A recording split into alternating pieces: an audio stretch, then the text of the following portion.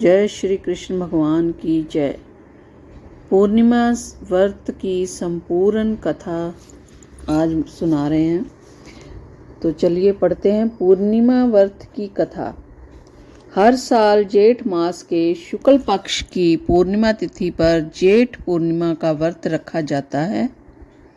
इस दिन सच्चे मन से जो कोई भी जातक व्रत और कथा करते हैं, भगवान विष्णु, माता लक्ष्मी और चंद्रदेव अवश्य ही उनकी मनोकामना पूर्ण करते हैं।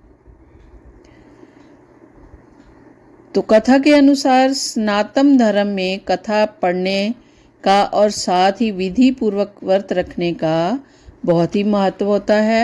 ऐसा ही एक सिद्ध व्रत जेठ पूर्णिमा का भी है, जिस दिन व्रत रखकर श्रद्धालु अपने इष्ट देव की प्रार्थना करते हैं और उनके लिए तप करते हैं और उन्हीं का आशीर्वाद प्राप्त कर जातकों के जीवन में सुख, शांति और समृद्धि का वास होता है।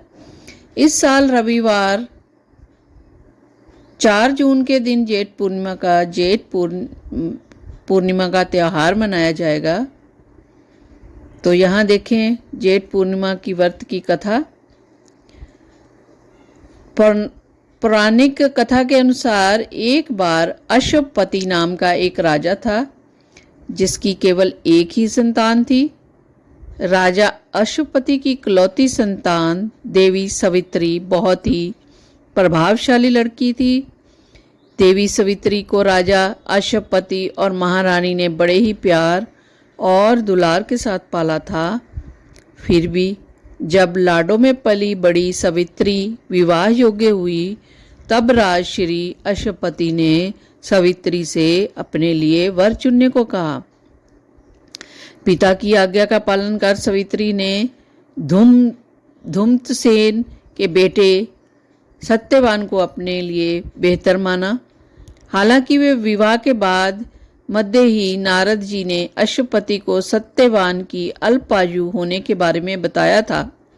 सत्यवान की आयु को लेकर श्री नारद मुनि ने बताया कि विवाह के 1 साल बाद ही सत्यवान का मृत्यु को प्राप्त हो जाना निश्चित है।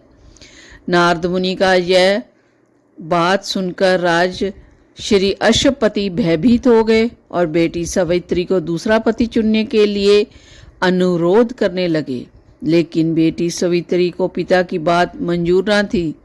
बेटी तक हठ के आगे राजा अश्वपति की एक न चली और इसके बाद ही निश्चित समय पर सवित्री का विवाह सत्यवान से विधि पूर्वक संपन्न हो गया। शादी के बाद सवित्री सत्यवान और उसके माता पिता के साथ जंगल में रहने लगी और देवी सवित्री अपने पति सत्यवान की लंबी आयु के लिए रोज ही विधिवत तरीके से व्रत करने लगी। लेकिन जब नारद मुनि की भविष्यवाणी के अनुसार जब सत्यवान के जीवन का अंतिम दिन आया, तो उस दिन सवित्री भी उनके साथ लकड़ी काटने बन गई थी। लकड़ी काटने के बाद सत्यवान का एक पेड़ पर चढ़ने लगे, तभी उनके सिर में तेज दर्द हुआ। दर्द के कराह कर सत्यवान पेड़ से नीचे उतरे और एक घनी छाया वाले बरगद के पेड़ के नीचे पत्नी सवित्री की गोद में लेट गए।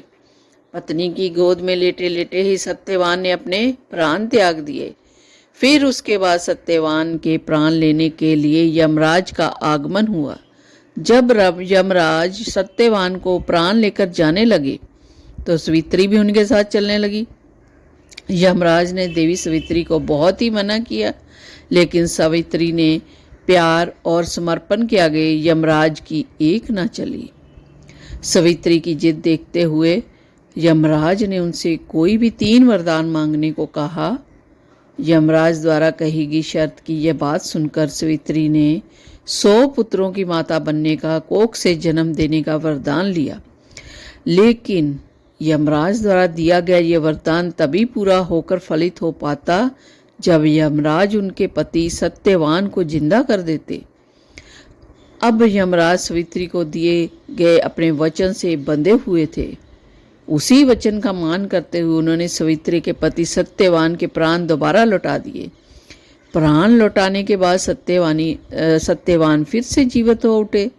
तभी से सभी सुहागन महिलाएं हर साल जेठ पूर्णिमा के दिन ये सिद्धि व्रत रखती हैं ताकि उनके भी पति की आयु लंबी हो और उन्हें सुख दाम्पत्य की आशीर्वाद भी प्राप्त हो। तो आप भी जरूर इस व्रत को करें और कथा को बड़े ध्यान से सुनें और ईश्वर का वरदान प्राप्त करें। राधे राधे।